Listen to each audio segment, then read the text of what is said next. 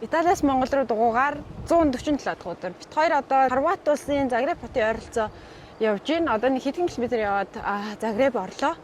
Тэгээд 4 хоногийн өмнө нааш орж ирсэн Шенген лөө.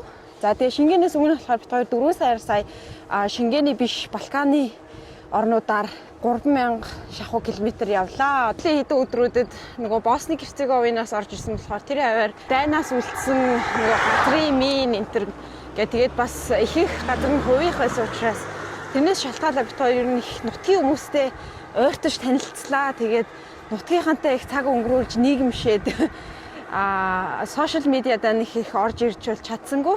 Da qui in poi percorreremo la pista ciclabile Eurovelo fino a Praga e da lì poi scenderemo attraverso Ungheria, Romania, Bulgaria fino ad entrare in Turchia.